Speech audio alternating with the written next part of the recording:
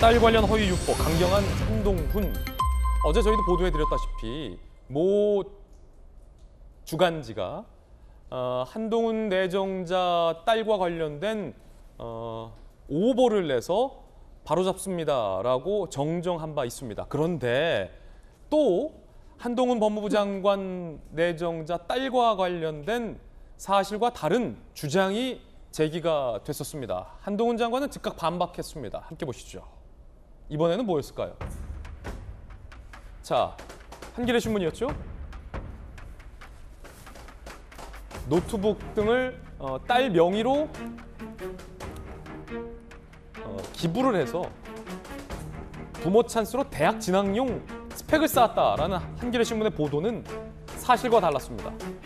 회사 명의로 기부 영수까지 발급돼서 딸 명의도 아니었다라는 거였죠. 그래서 결국 한겨레 신문이 오보를 인정했습니다. 그런데 또 다른 의혹이 제기됐는데 딸이 서울시상, 인천시장상을 받았는데 이게 허위 아니냐라는 의혹이 모모모 언론들에서 집중적으로 제기됐었습니다. 한동훈 내정자는 상 받았다라고 반박을 했고 서울시가 수상 내역이 누락됐다, 상 받은 거 맞다, 인천시에서도 의장상 받은 거 맞다라고 각각 딸 상 받았는데? 라고 사실관계가 확인됐습니다. 한동훈 장관 내정자는 무차별적인 허위 의혹이 모모 언론을 중심으로 계속해서 제기되고 있다라고 강한 불만을 제기하고 있는 상황입니다. 그러자 상 받았다라는 것도 사실관계 확인되자 이번엔 돈 주고 인터뷰 기사를 게재했다라는 의혹도 비슷한 언론에서 제기가 됐습니다. 그러자 봉사활동 참여 홍보위에서 블로그 홍보 에이전시에 4만 원 정도 지불하고 한 거다라고 의혹과 전혀 다르다라고 반박을 하고 나섰습니다. 정혁진 변호사님, 네.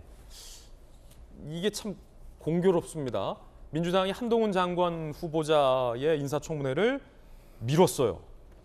검수완박을 통과한 다음 날로 원래 예정이 돼 있었는데 문재인 대통령이 자료 제출이 미진하다며 다음 주로 밀어넣는데 그 사이에 집중적인 몇몇 언론들의 의혹 보도가 나왔고 딸과 관련된 거였어요. 처음에는 딸이 고교생인데 미국 대학 진학을 위해서 아빠 스펙을 이용해서 딸 이름으로 노트북이 기부됐다 했는데 그것도 아니었고 딸이 서울시장상, 인천시장상도 안 받았다라는 의혹이 나왔는데 서울시, 인천시에서 상 받은 거 맞다라고 또 뒤집혔고 이제는 뭐 또 딴 것도 또 나왔는데 이게 기다 아니다의 문제인데 너무 사실관계가 다른 의혹 보도가 집중적으로 나왔습니다. 어떻게 보십니까? 일단은 부모가 그 뭐 돈이 많거나 지위가 있거나 그러면 자식들한테 유리한 건 사실이에요. 근데 유리한 건 사실인데 그것을 법을 뭐 위반하면서까지 범죄 행위를 하면서까지 하는 것은 그것은 문제가 되는 거죠. 그래서 저는 처음에 다른 걸 떠나가지고 그 노트북, 중고 노트북 관련해가지고 혹시 이게 김영란법 위반 사유가 되는 것이 아닌가 해서 김영란법을 다시 한번 찾아봤어요. 찾아봤더니 어떻게 되어 있냐면 공직자 등 그 배우자가 이런 물건을 받거나 그렇게 되면은 문제가 되는데 그런데 공직자 가족까지는 그게 법이 허용이 되어 있지가 않고 그 다음에 일반적으로 공직자는 이유 불문하고 돈을 뭐 300만 원이든 일정한 금액 이상을 받으면은 문제가 되는데 그런데 공직자 등의 배우자 관련해 가지고는 직무 관련성도 요구하는 거기 때문에 이게 뭐 김영란법 위반까지는 되지 않는 것 같고 그 다음에 결국은 이제 딸이 자기 앞으로 받아서 자기가 그 단체에다가 기부한 것과 같은 그런 모양도 아니었던 것 같고 해가지고 이것까지 그 문제를 삼는 것은 어렵지 않겠나. 그 다음에 상 받은 간단한 사실관계잖아요. 네. 딸 명의로 기부됐냐? 아닌 것으로 확인됐고 딸이 허위 수상을 했냐? 아닌 것으로 드러난 거잖아요. 서울시, 인천시에선 사용받았다는 거잖아요. 굉장히 간단한 사실관계 아닙니까? 네네 간단한 것까지 기자가 팩트를 체크해야지 팩트 체크 안 하고 그렇게 막 기사를 써버리면 일반 국민들한테 여론을 호도하는 모양이 되는 거 아니겠습니까? 좋은 건 좋은 거고 싫은 건 싫은 거지만 팩트는 팩트 아니겠습니까? 그 다음에 저는 왜 이렇게 딸에 집착을 할까? 자꾸 한동훈 후보자를 조국 전 장관과 매치시키려고 그러는 것 같아요. 예. 비슷한 게 많죠. 서울대 법대 나와서 잘 나가고 있었고 예. 법무부 장관 했고 그다음에 딸이 있는데 또 딸이 좋은 대학 가는지 뭐 그런 것까지. 그런데 사실은 조국 전 장관이 문제가 됐던 거는 뭐 이렇게 조국 전 장관도 이야기했지만 부모가 유력한데 뭐 이걸 갖다 받아 그게 아니고 아무리 그래도 위조까지 하면서 그렇게 대학 보내는 경우는 없어요. 조 전 장관 딸은 확실히 표창장을 위조해서 받은 거고. 그 다음에 이런 말씀까지는 조금 제가 그렇긴 하지만 사실은 조민 씨 같은 경우에 의대를 계속 갈 만한 실력이 되었었던 것인가에 대한 의문이 사실 근본적으로 있는 거 아니겠습니까? 예. 왜냐하면 조민 씨가 가가지고 중간 정도라도 했으면은 이렇게까지 이야기가 나오지는 않을 텐데 자꾸 어렵게 그 의대를 갖다 다녔으니까 그렇게까지 하면서 갔는데 쉽게 말하면 자격이 잘 안 되는 사람이 아닌가 하는 그 의심이 되는데 그런 사람을 자꾸 밀어넣으려고 한 것이 아닌가 그런 생각이 드는데 뭐 제가 정확히는 모르겠지만 한동훈 장관 딸은 뭐 나름대로 이제 성적도 굉장히 우수하다 뭐 그렇게 이야기를 갖다 하니까 저는 이런 부분들이 사실은 민주당 쪽에서는 별로 좋은 전략이 아니다라고 생각하는 것이 사람들이 한동훈에 대해서 이야기를 하지만 누구를 생각하냐면 조국 전 장관에 대해서 자꾸 리마인드가 되는 거예요. 예. 자꾸 생각나게 되는 건데 그것이 뭐가 유리하겠습니까? 저는 그런 부분들 봐가지고 어쨌든 그렇게 좋은 전략도 아닌 것 같다는 생각이 듭니다. 예. 그러니까 정혁진 변호사님의 어떤 개인적인 추측으로는 조국 장관 케이스와 한동훈 장관 케이스를 계속 엮으려는 어떤 의도가 있는 것 같다라는 추측이에요. 송영길, 조국, 최광욱 의원이 한동훈 내정자의 딸과 관련해서 맹공을 했습니다. 함께 보시죠. 송영길 대표, 보도가 사실이라면 지옥문이 열리게 될 것이다. 조국, 보수 언론, 천재소녀 찬양 기사 낼 것이다. 최강욱, 상을 준 적 없는데 받았다면 청문회 전 자택 압색이 윤과 한의 공정과 상식이다라는 건데 상을 지금 받았다고 서울시와 인천시가 얘기를 하는데도 이같이 맹공이 이어지고 있습니다. 김수경 교수님, 만약에 상을 안 받았는데 한동훈 내정자 딸이 상을 받은 거로 돼 있고 그 과정에서 표창장을 위조하는 일까지 있었다면 바로 낙마 사유입니다. 그런데 그런 게 아니잖아요. 그런데 왜 이런 맹공들이 계속 반복되는 걸까요?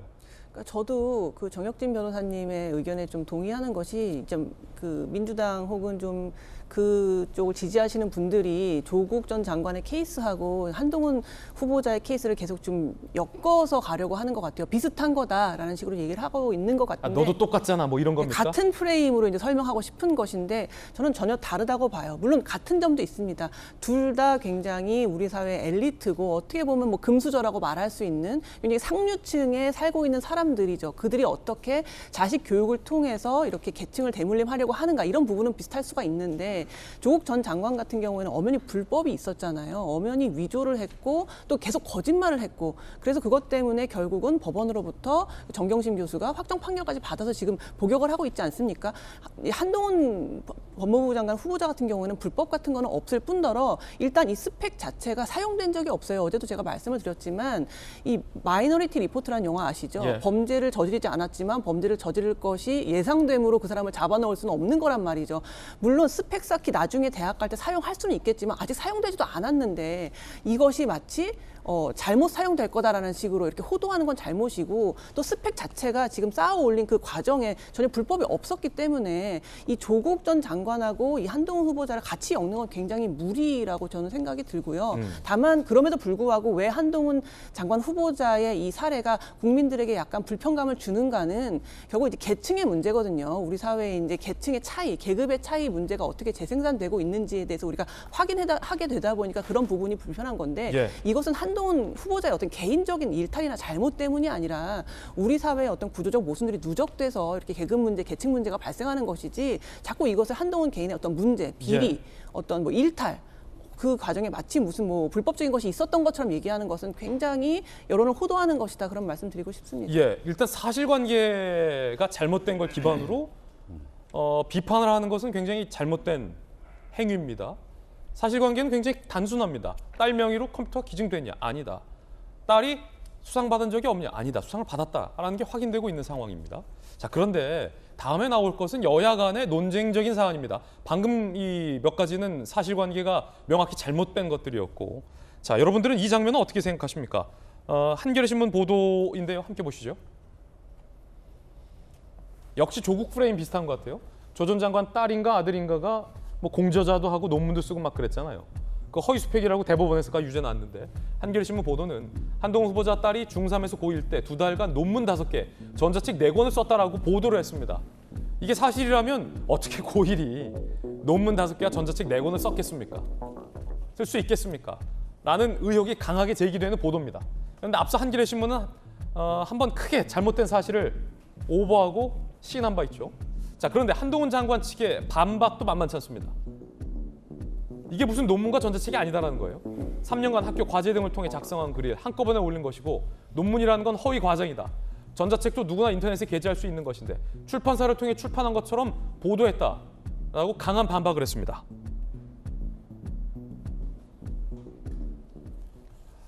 두 분의 여야 의견 한번 들어보겠습니다. 김병민 전 대변인님, 네. 지금 뉘앙스가 달라요. 한겨레 신문은 뭐 재차 강하게 의혹 보도를 하고 있습니다. 그중에 뭐 틀린 것도 상당히 과거에는 있었는데 이번 건은 논문 5편을 어떻게 고의를 쓸 수 있냐라는 건데 한동훈 내정자는 그 논문 아니다. 학교 과제 모아서 낸 거다. 뭐 어떤 겁니까? 학교의 과제를 모아서 에세이처럼 제출한 것이다 이렇게 한동훈 후보자 측은 얘기를 하고 있습니다. 논문이라고 얘기를 하면 조 전 장관의 딸 조민 씨가 고등학교 시절에 SCI급의 논문을 실제로 등재했다, 공저자로. 이것 때문에 논란이 확 증폭돼 있기 때문에 고등학생이 그런 수준 높은 논문을 등재할 수 있어 하면 한번 의구심을 가질 수가 있겠죠. 그리고 그 논문을 바탕으로 입시에 연결될 수 있으니까. 예. 만약에 입학을 하지 않았더라도 실력이 되지 않았는데 부모의 찬스를 이용해서 그 당시에도 아마 스펙 품앗이로 기억이 납니다만 이런 식으로 아름아름 모아줘서 논문을 작성하고 등재했다면 문제가 될 텐데, 저도 처음에는 기사의 보도를 접하고 나서 세상에 논문을 몇 개를 한 번에 2달 동안 썼다고라고 했지만 들여다보니까 논문을 쓴 것이 아니라 그 분량이 얼마 되지 않은 에세이를 그냥 올렸다는 겁니다. 그리고 전자책이라고 하면 우리가 이렇게 출판사를 통해서 사볼 수 있는 전자책을 상상하게 되는데 그것도 그런 것이 아니라 인터넷에 게재한 내용에 불과하다라고 얘기를 하거든요.